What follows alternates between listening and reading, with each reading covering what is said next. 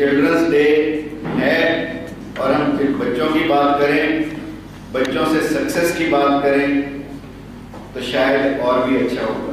How many of you want success? Everyone wants success. But do you know the meaning of success?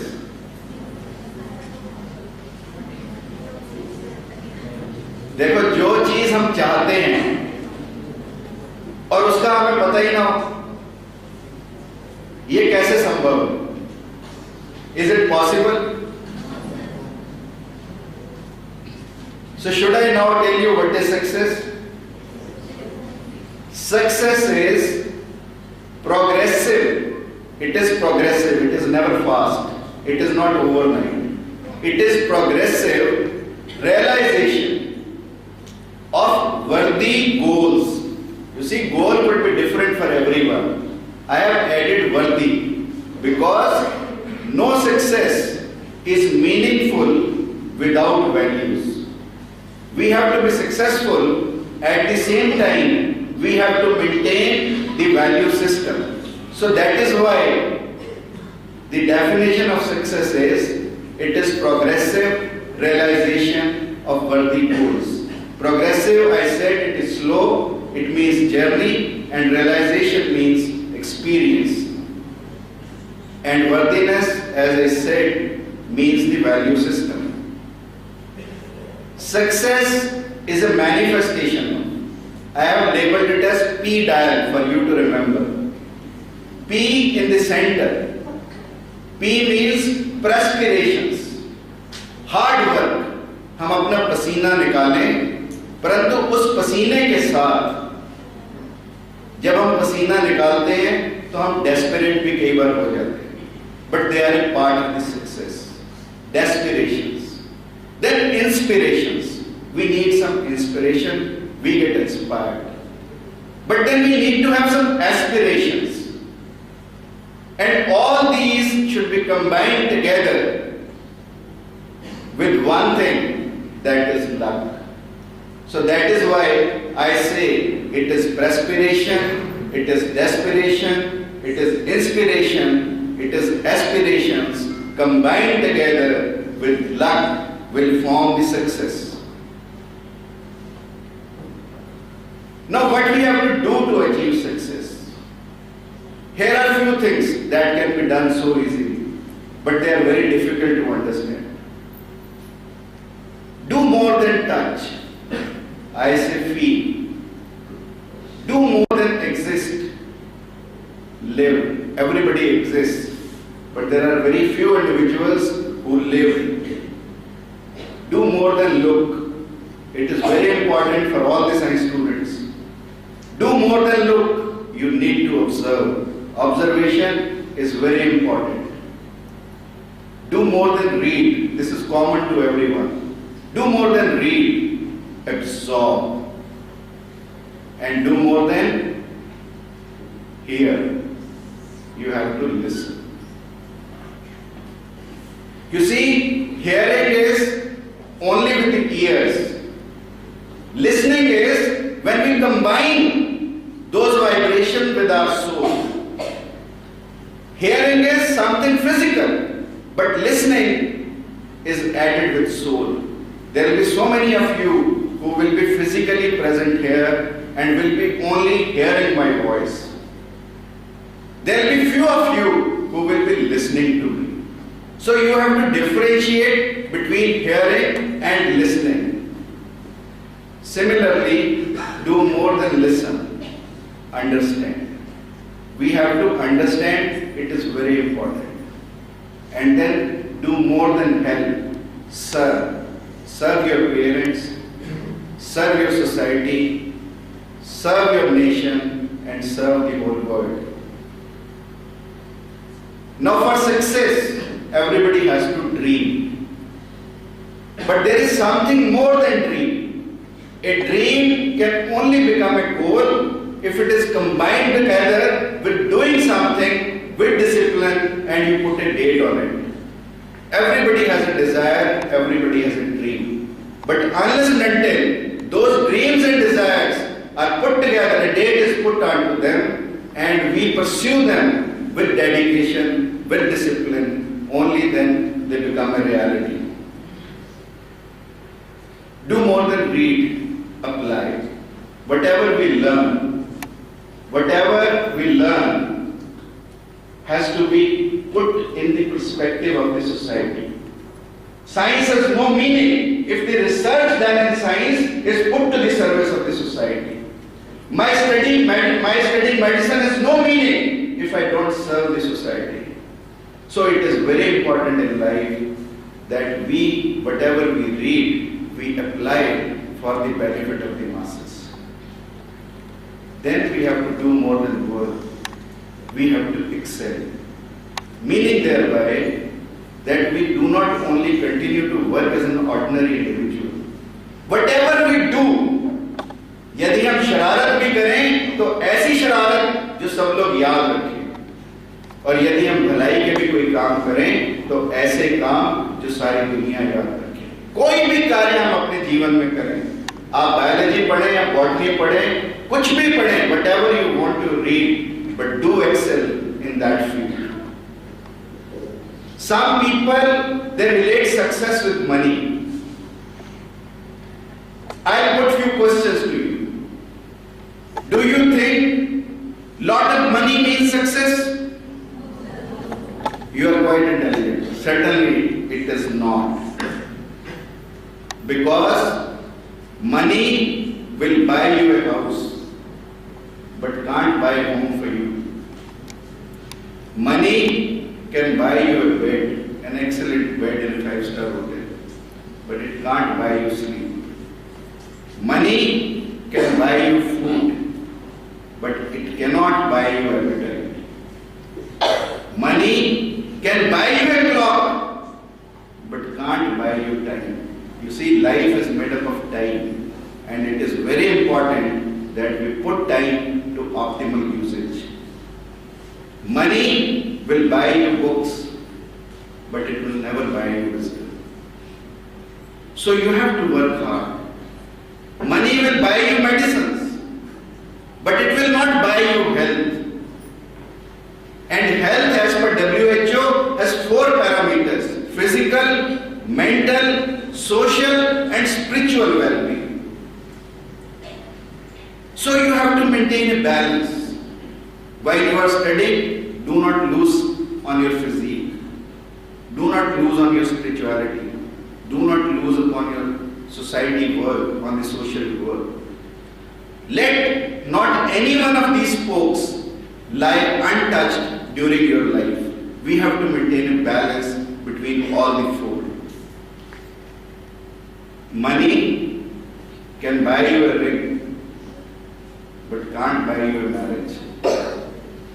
Similarly, so many things money can buy for you, but it cannot buy peace for you.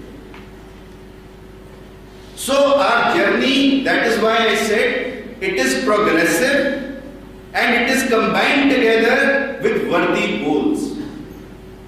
If our goals are not worthy, we will not have peace in life. And believe me, peace in life is very important. Now, how to achieve this success? I have made an ABC for this. The first and foremost thing, A stands for apple. A stands for attitude. Attitude is very important. हमारी सोच हमेशा और हमेशा सकारात्मक, अच्छी सोच हो हमारी. Normally, it has been seen that 90% of the people, 90% of the times, suffer from negativity. And we are brought up in a negative atmosphere. अभी आपने पॉइंट सुनी कि भगवान अवतार नहीं लेना. भगवान को अवतार लेने की कोई आवश्यकता ही नहीं, क्योंकि सबके अंदर भगवान है. आप सब भगवान हैं. आवश्यकता है अपने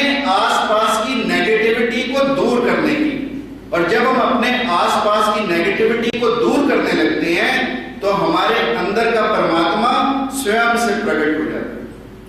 हम स्वयं से एक ऐसे इंसान बन जाते हैं जो लोग जिसे परमात्मा कहने लगते हैं, जिसे लोग भगवान कहने लगते हैं, जिसे लोग संत कहने लगते हैं।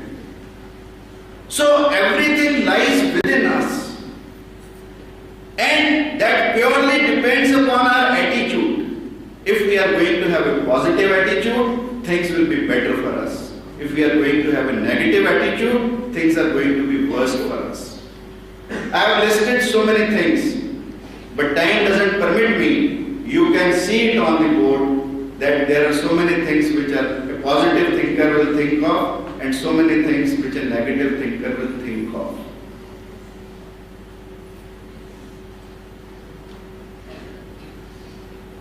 Then we need to be bold and our behavior needs to be a balanced kind of an ambition. It has not to be an over-ambitious, it has not to be a least ambitious kind.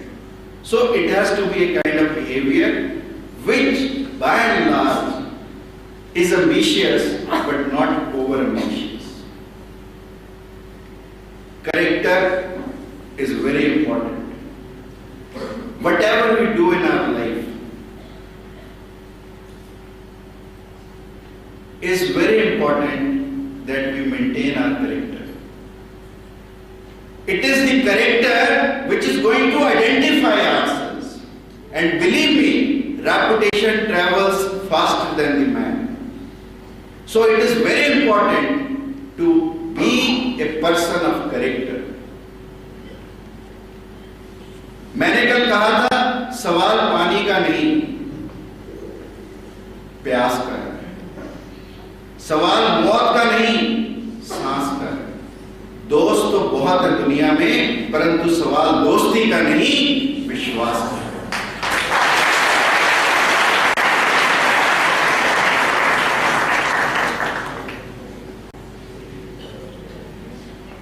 Character, I can give hundreds of such examples. India has produced men of character. What I will like to quote before you is Swami Vivekananda. Swami Vivekananda जब विदेश में गए, उनके शरीर को देखकर, उनके सुडौल शरीर को देखकर, उनके बलशाली शरीर को देखकर, उनके सुंदर शरीर को देखकर बहुत सी विदेशी महिलाएं स्वामी जी पर मोहित थी। और उनमें से एक ने तो हद ही कर दी। उसने कहा स्वामी जी मैं आपसे आप जैसे बच्चे की उम्मीद करती हूं। अब स्वामी जी बहुत घबराए। स्वामी जी ने सोचा कि इसको क्या जवाब दूं। स्वामी जी ने कहा कि बहुत ही आसान है, मैं तुम्हारी गोद में बैठता हूं, तुम्हें मां कहता हूं और तुम मुझे प्यार से दुलारो, प्यार से अपना बच्चा कहो।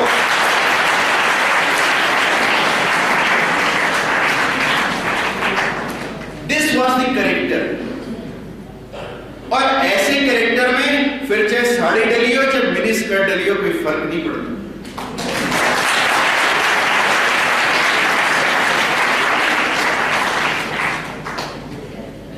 महात्मा बुद्ध का एक शिष्य था, उसने महात्मा बुद्ध से कहा कि मैं चतुर्मास, जैसे कल समाप्त हुआ ना एकादशी थी, हिंदुओं में चतुर्मास होता है, मैं चतुर्मास वैश्याओं में बिताना चाहता हूं। एंड बिलीव मी, आप सोचो बुद्ध क्या जवाब देंगे। बुद्ध ने कहा हां तू जरूर जा। और महात्मा बुद्ध का वो शिष्य वैश्या के घर जाकर रहा 4 महीने। बाकी जितने भी शिष्य थे बुद्ध के, सब ने ऑब्जेक्ट किया। सब ने कहा हमें तो लड़की की तरफ देखने के लिए भी मना करते हो और इसे उसके घर रहने की इजाजत दे दी तुमने, और वो भी उस औरत के यहां जिसका चरित्र संदेहजनक। बुद्ध ने कहा तुम शांत रहो, 4 महीने देखो। 4 महीने के बाद उस वैश्य के घर से केवल एक भिक्षु नहीं निकला, उसके साथ एक भिक्षुणी भी थी, 2 लोग निकले। यानी with our character we can change even the worst of the individuals. That is your character. And if your character, ऐसा कैरेक्टर दो कौड़ी का है जो वस्त्र देखकर बदल जाए।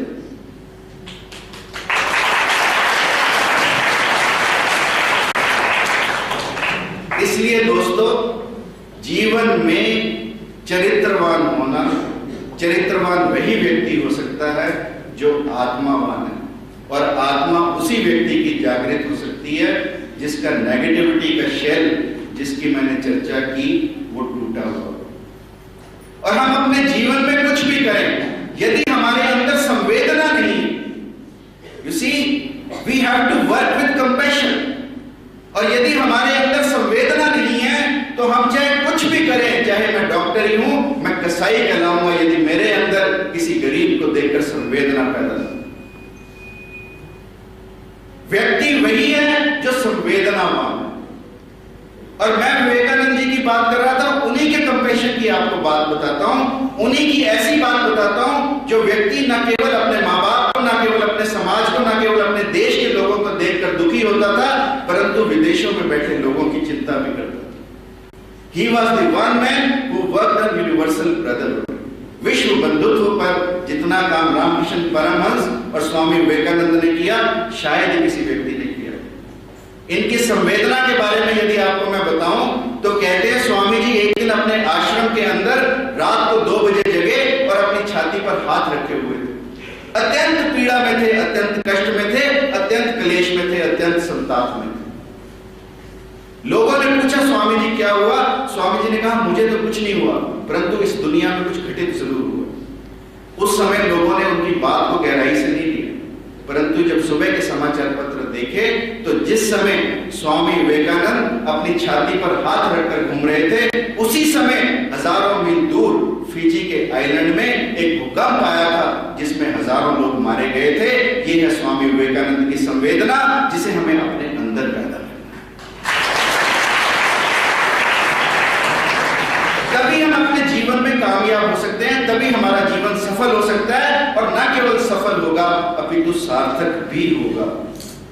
और इसीलिए मैं बार बार कहता हूं, गमों की आंच पर आंसू उबाल कर देखो, गमों की आंच पर आंसू उबाल कर देखो, बनेंगे रंग किसी पर डाल कर देखो, तुम्हारे दिल की पीड़ा भी कम होगी जरूर, किसी के पांव का कांटा निकाल।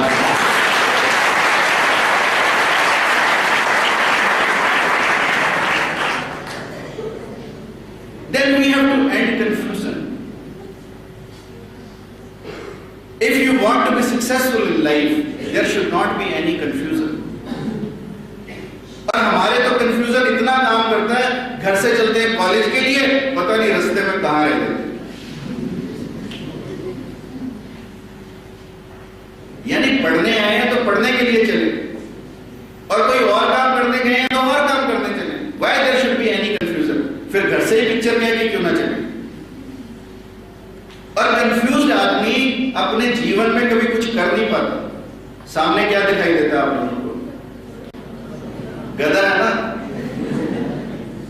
गधा, आप देखो गधे के आगे एक्सपेरिमेंट करना कभी, 2 तरह की घास डालना, एक सूखी घास और एक हरी घास। सूखी का ढेर थोड़ा बड़ा कर देना, हरी का घास का ढेर थोड़ा छोटा कर देना। अब बताओ घोड़ा कौन सी घास खाएगा?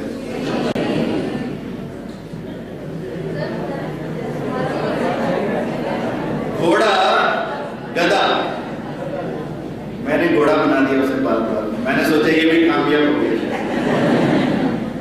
गधा हरी घास खाता है, हरी घास खाने का मन करेगा तो उसको लगेगा ये थोड़ी है, क्यों ना तो ज्यादा वाली खाए, परंतु ज्यादा सूखी है, फिर देखेगा सूखी की तरफ, फिर गर्दन घड़ी की हरी की तरफ। वो अपनी गर्दन मोड़ता रहेगा, कभी हरी की तरफ, कभी सूखी की तरफ, कभी हरी की तरफ, कभी सूखी की तरफ, और इसी उलझन में वहीं खड़ा खड़ा गिर जाएगा, बेहोश हो जाएगा, खाएगा कुछ नहीं,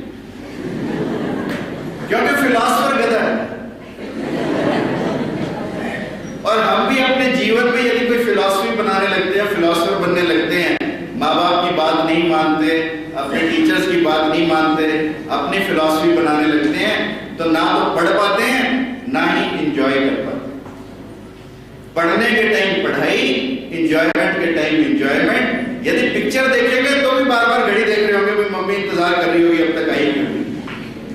अरे पिक्चर देखने जाओ तो पूरी पिक्चर देखो, पिक्चर का आनंद लो। क्लास में आए हो तो पूरी क्लास का आनंद लो। पूरे जीवन में आनंद ही आनंद है, बशर्ते आप वो आनंद लेने के लिए तैयार हैं। और आनंद कब आता है? जब हम प्रेजेंट में जीते हैं, जब हम वर्तमान में जीते हैं।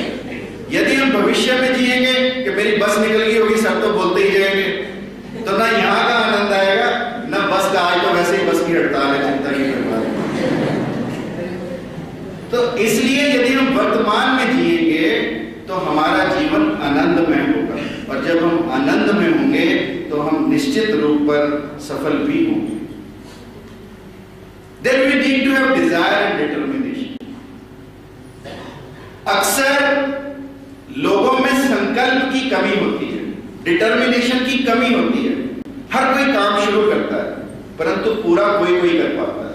That is because कि हमारे लोगों के अंदर इच्छा शक्ति नहीं है उसको सीखने की। जैसे मानो बीएमएस के लोग हैं, 4.5 साल बिताए। 4.5 साल बिताने का मतलब कितने दिन हो गए? Almost 1500 days plus.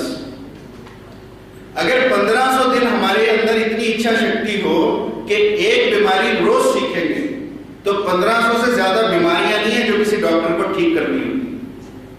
सिर्फ इतना सा डिटर्मिनेशन चाहिए कि आज मैं क्या करूंगा।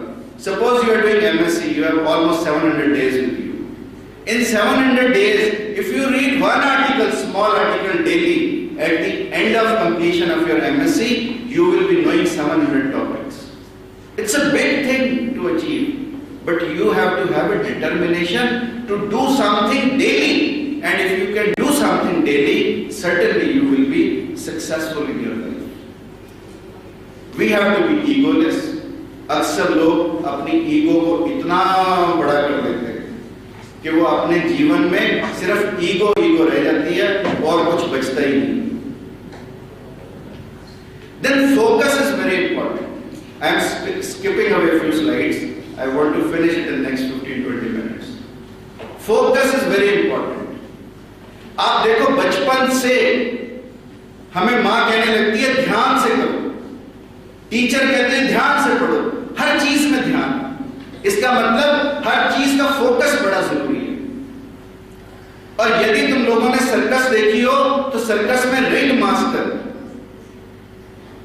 20 शेर अकेला रिंग मास्टर, कभी तुमने सोचा वो उन्हें कैसे काबू कर लेते? रिंग मास्टर के हाथ में एक कोड़ा होता है और दूसरे हाथ से वो स्टूल उठाता है, वो स्टूल को शेर की तरफ करता है। अब शेर जो है इतना ताकतवर होने के बावजूद भी जब उसका फोकस टूटता है, शेर को यह नहीं पता लगता कि अटैक यहां से होगा, यहां से होगा, यहां से होगा या यहां से होगा। वो जैसे ही उसको ऐसे करता है, शेर का फोकस टूटता है और उसी फोकस को टूटने से इतना शक्तिशाली शेर, इतना बलवान शेर भी एक रिंग मास्टर की आज्ञा को मानने लगता। यह है फोकस टूटने से। और इस फोकस से हम मानव से महामानव बन सकते हैं। सिर्फ ध्यान देने की बात है। स्वामी विवेकानंद ने कहा कि यदि मुझे जीवन में किसी भी चीज, एक चीज की शिक्षा ग्रहण करनी हो तो वो है मन की एकाग्रता।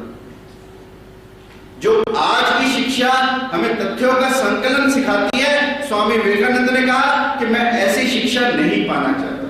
यदि भगवान मुझे पुनः पढ़ने का अवसर दे तो मैं केवल और केवल एक ही शिक्षा को प्राप्त करूं, वो है मन की एकाग्रता। और इस मन की एकाग्रता से स्वामी विवेकानंद ब्रिटिश एनसाइक्लोपीडिया में पूरा याद था और 1100 पेज की पुस्तक को 11 से भी कम मिनटों में पढ़ देते थे।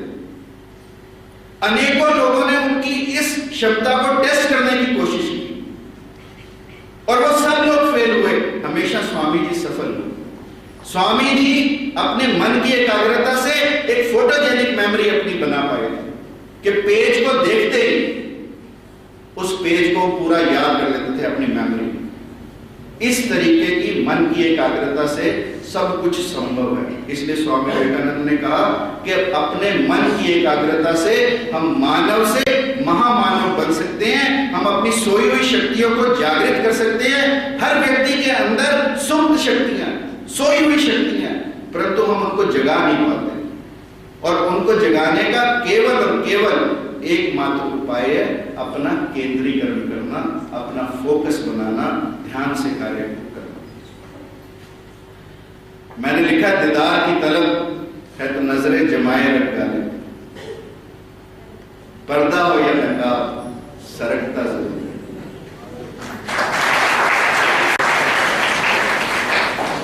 गाइडेंस, कोई ना कोई मार्गदर्शक हमें जीवन में अपने चाहिए, कोई ना कोई गुरु हमें अपने जीवन में चाहिए। Goal setting is very important. We need to set goals in our life and goals need to be smart. Smart means they have to be specific, they have to be measurable, they have to be attainable, they have to be realistic, and they have to be time bound. So the goals need to be smart. You must set a goal for yourself, and I am sure majority of you have not set a goal for yourself in life. You need to set a goal for yourself and spend your time in achieving those goals. And you can break those large goals into small goals, and then certainly you can achieve everything daily. Honesty is very important. And अभी आपने कविता में सुन लिया कि हम कितने honest हैं, और इस ऑनेस्टी के लिए, ऑनेस्टी कोई एक दिन का काम नहीं है। गुरु द्रोणाचार्य ने जब पांडवों को शिक्षा देनी शुरू की तो पहला ही ये चैप्टर था कि सच बोलना। अगले दिन गुरु ने पूछा कि मैंने कल क्या सिखाया था, सबने बोला सच बोलना, युधिष्ठिर नहीं बोला। गुरु ने कहा दो तो अक्षर है, सच बोल, तुझे आए? उसने कहा गुरुदेव अभी नहीं आए, कल सुना। अगले दिन फिर नहीं आए, तीसरे दिन भी नहीं आए। तो युधिष्ठिर के बारे में द्रोणाचार्य ने सोचा कि ये बुद्धू किस्म का इंसान है, दो तो शब्द है सच बोलना, इसे ये भी नहीं है। तो युधिष्ठिर ने कहा गुरुदेव पूरा जीवन लग जाता है इन दो शब्दों को सीखने में और बोलने में। इसीलिए साच बराबर पाप नहीं, झूठ बराबर पाप। जाके हृदय साच है ताके हृदय।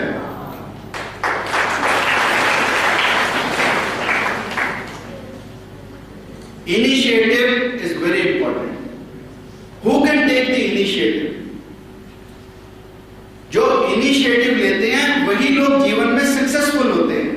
जो लोग इनिशिएटिव नहीं ले सकते वो कभी जीवन में कामयाब भी नहीं हो सकते। हर काम के लिए कोई ना कोई इनिशिएटर चाहिए। गाड़ी चलती है तो उसके लिए एक इंजन चाहिए। क्लास में भी आप देखो कोई ना कोई इनिशिएटर जरूर होता है, चाहे वो बंक मरवाने के लिए ज्यादातर लोग होते हैं, बट होता जरूर है कोई ना कोई इनिशिएटर। लगाने के लिए इनिशिएटर नहीं मिलेंगे, और जो लगाने का इनिशिएटिव लेता है वही कामयाब होता है। जो बंक करवाने का इनिशिएटिव लेता है वो जीवन में कभी कामयाब नहीं होता। Then we need to be jingoistic. Jingoistic means overly nationalistic. हमारे अंदर यदि हमारा जीवन राष्ट्र के काम ना है, सोचो लगभग 2 करोड़ लोगों ने शहादतें दी इस देश को आजाद कराने के लिए, और उस देश के बारे में हम सोचे भी ना, उस मातृभूमि के बारे में हम सोचे भी ना।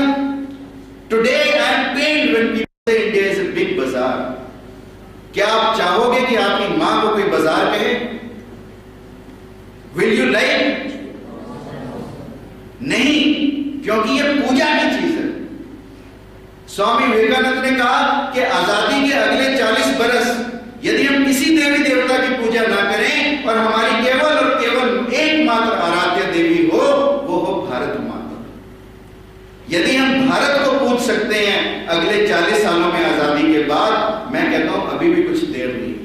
यदि अगले 40 बरस भी हम इस भारत माता की पूजा कर सकें तो इस देश की तस्वीर और तकदीर अलग होगी, और भारत जैसा पहले विश्व गुरु था वैसा विश्व गुरु पुनः बनेगा। परंतु उसके लिए चाहिए क्या? उसके लिए चाहिए कि हम ईमानदारी से राष्ट्र धर्म को निभाएं।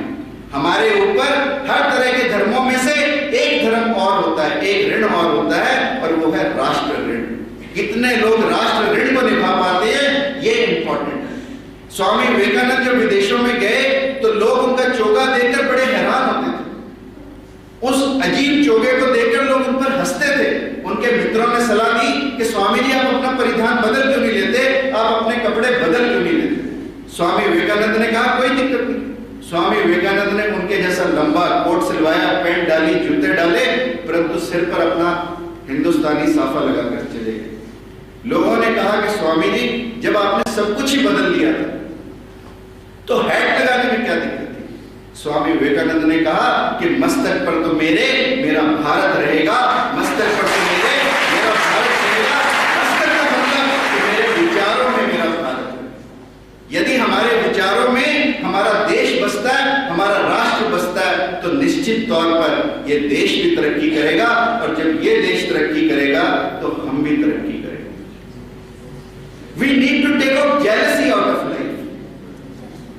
हम अपने दुख से इतने परेशान नहीं हैं जितने दूसरों के सुख से परेशान हैं। अकबर का नाम सुना आप लोगों ने? तो बीरबल का भी सुना होगा। एक बार अकबर ने बीरबल से पूछा कि बीरबल तुम्हारी हथेली पर बाल क्यों नहीं है? तो बीरबल ने मालूम क्या जवाब दिया? बीरबल ने जवाब दिया कि महाराज आप मुझे देते रहते हैं, मैं लेता रहता हूं, तो बालों को उगने का समय ही नहीं मिलता। सारा दिन तो आप कुछ ना कुछ देते रहते हैं, मैं लेता रहता हूं, इसलिए मेरी हथेली पर बाल नहीं हो। अकबर तो अकबर था। अकबर ने कहा बीरबल तेरी हथेली की बात तो ठीक है, पर मेरी हथेली पर बाल क्यों नहीं?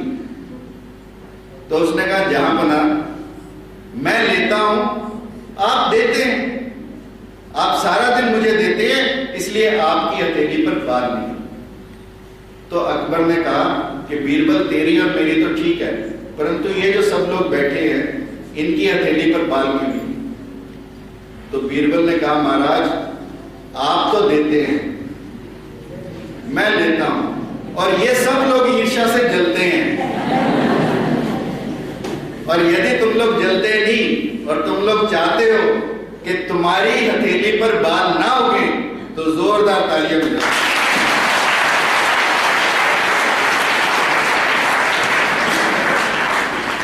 ताली बजाने का एक फायदा होता है, बाल नहीं उगते।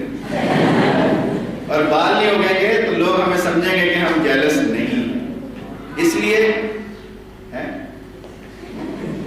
कुछ गलत कहा है।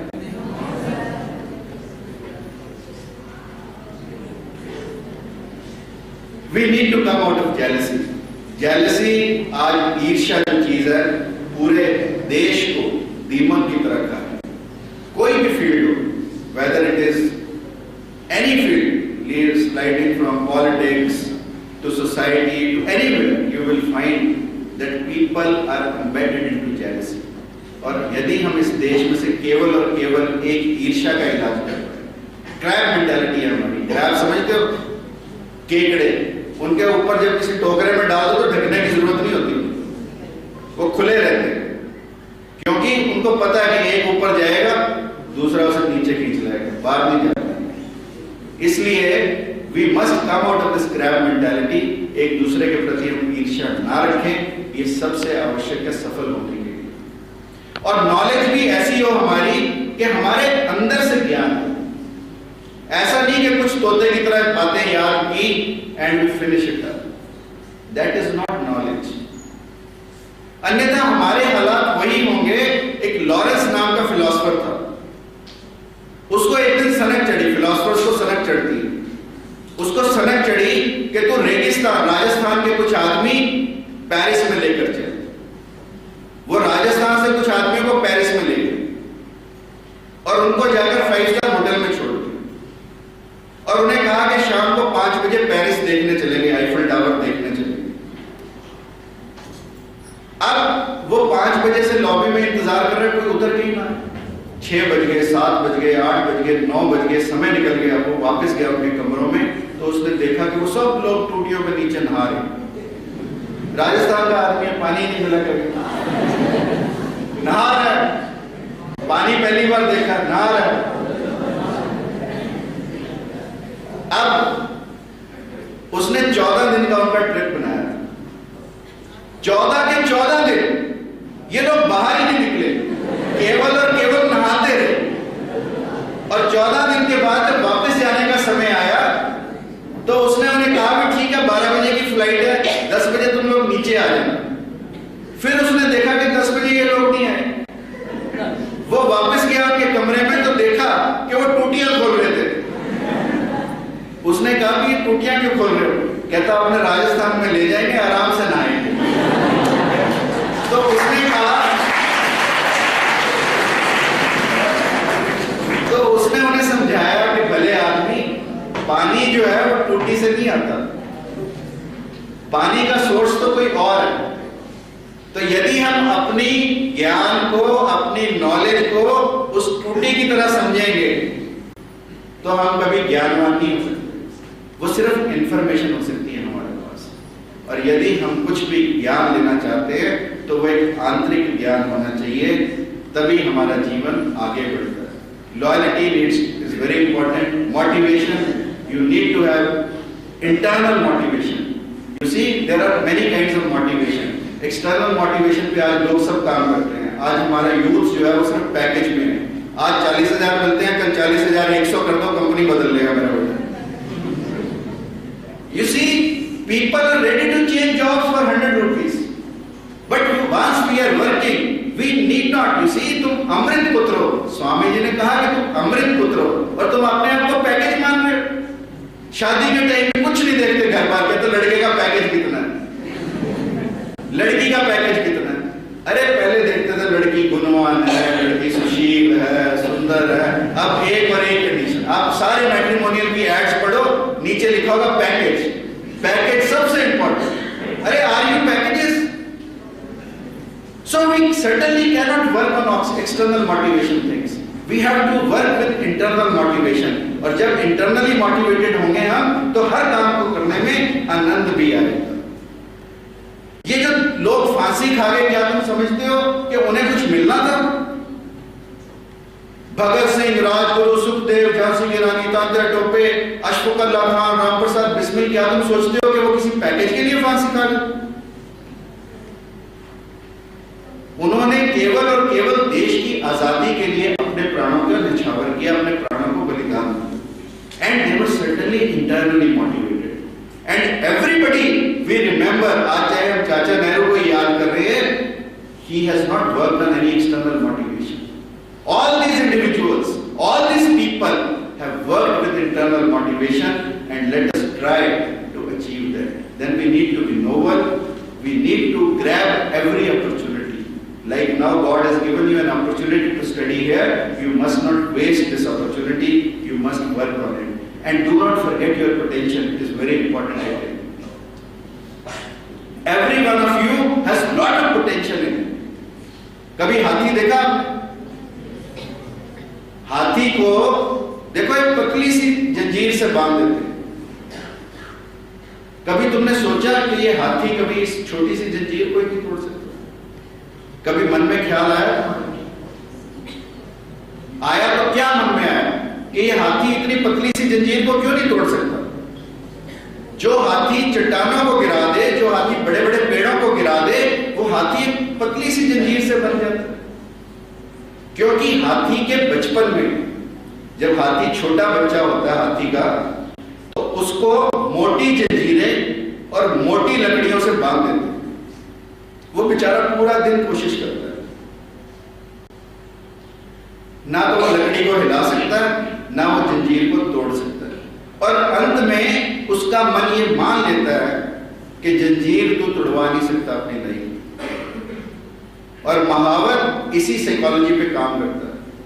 वो उसको पतली जंजीर बांधे, और इतना भी कहा जाता है कि चाहे दिखाकर हाथी को रेशम का धागा भी बांध दो, तो उस रेशम के धागे को तोड़ा नहीं। क्योंकि हाथी अपने बचपन की नेगेटिविटी से अपने जीवन को ही ये समझ गया कि भी तू अपने जीवन में इस जंजीर को तोड़ ही नहीं सकता। एक उसने फैक्ट बना लिया अपनी लाइफ में और उसको वो कभी तोड़ ही नहीं सकता। जो मन में जंजीर आई वो एक बड़ी जंजीर बन गई इस जंजीर की बनिस्बत, इसलिए वो इसको तोड़ नहीं पाता, अपने पोटेंशियल को, अपनी सुप्त शक्तियों को भूल जाता है। और आप सब लोग भी अपनी सुप्त शक्तियों को भूले बैठे हैं। आपके हर एक के अंदर एक महामानव बनने की क्षमता है और वो आप बन सकते हैं जिस दिन आप अपने मन की जंजीर को तोड़ देंगे। Then we need to be a quality relationship builder। हर व्यक्ति को अपने जीवन में एक ग्रुप की जरूरत पड़ती है, हर आदमी की जरूरत पड़ती है, एक टीम की जरूरत पड़ती है। उसके लिए हमारी relationships should be excellent with other people. Responsibility, we need to take responsibility for everything we perform in our life, but normally we are not ready to take the responsibility। कुछ गलत हो जाए तो उसी समय सब लोग मुकर जाएंगे, पूछो किसने किया तो कोई नहीं बताएगा, अरे गलत हुआ तो क्या हुआ। We have to held ourselves responsible। If we do not hold ourselves responsible, we cannot succeed in our life। We must take the responsibility। If I am your teacher, I must take the responsibility that you turn out to be excellent students। If I am a parent, I must take the responsibility that my children do the best in this world। So who has to be responsible? कंपनियां responsibility ले लेती हैं अपने product की। Mobile खराब आ जाए तो सारे के सारे मोबाइल मार्केट से विड्रॉ करके आपको मोबाइल रिप्लेस करके दे देती है। हर चीज की वारंटी होती है, बट आयरनिकली आज ना तो पेरेंट्स रिस्पॉन्सिबिलिटी लेने के लिए तैयार हैं, ना टीचर्स रिस्पॉन्सिबिलिटी लेने के लिए तैयार हैं। अगर हम रिस्पॉन्सिबिलिटी से भागेंगे तो जीवन में कभी सफल नहीं हो सकते।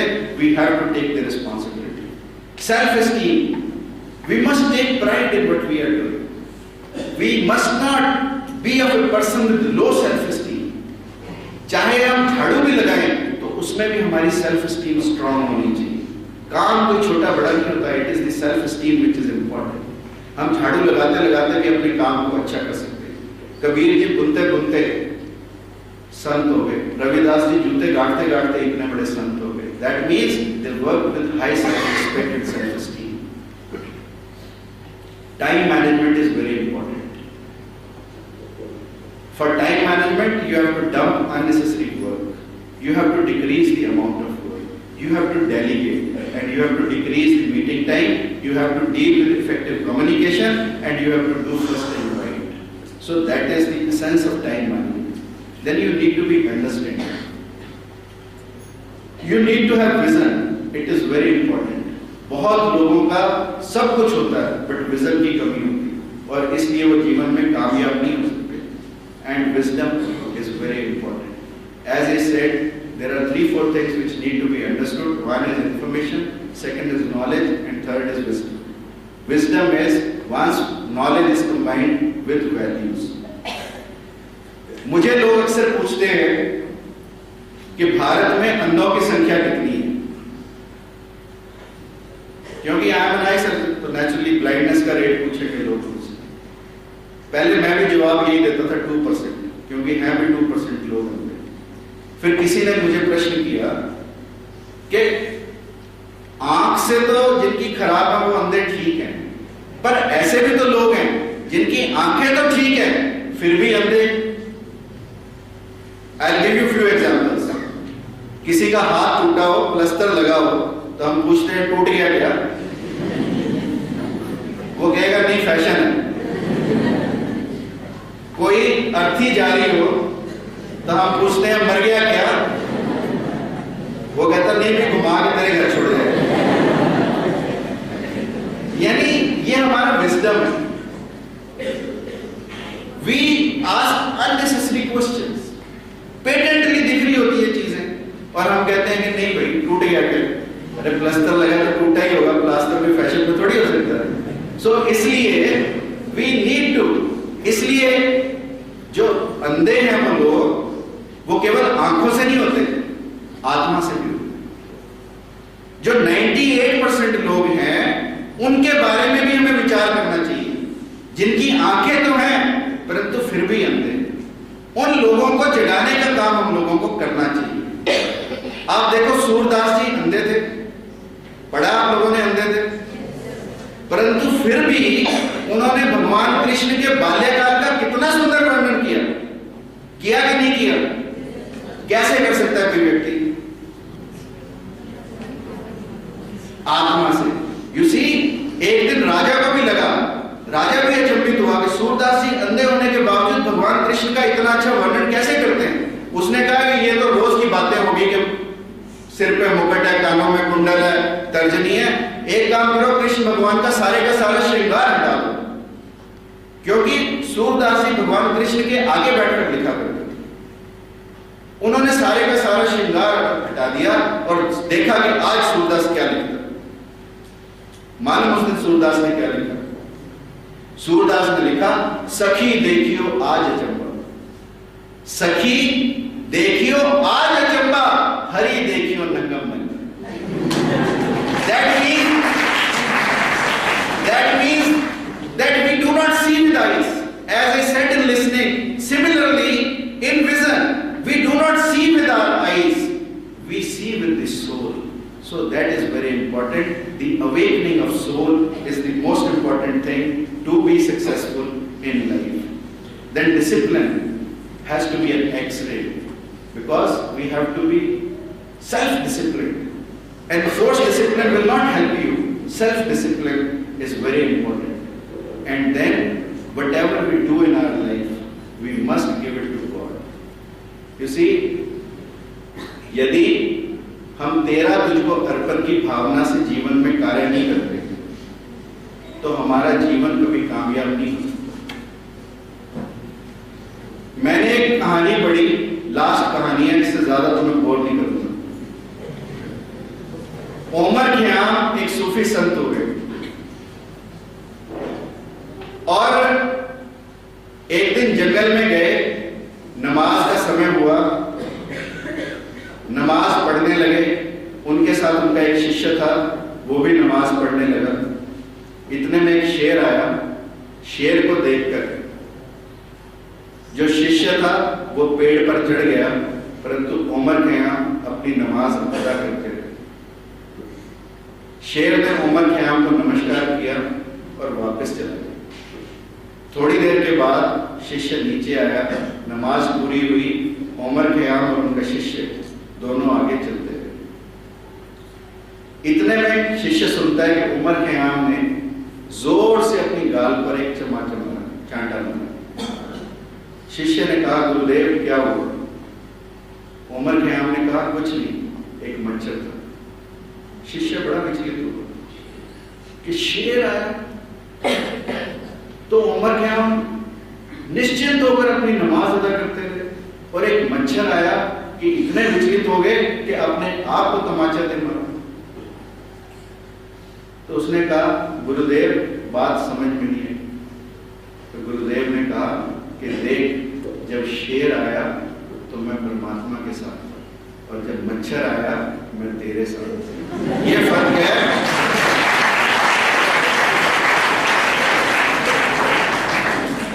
परमात्मा के साथ होने का ये फर्क है, परमात्मा को अपना सब कुछ अर्पित कर देगा। और इसीलिए मैं अंत में आप सब लोगों से ये कहना चाहता हूं कि मंजिल उन्हीं को मिलती है। मंजिल में सफलता, मंजिल उन्हीं को मिलती है जिनके सपनों में जान होती है। पंख से कुछ नहीं होता,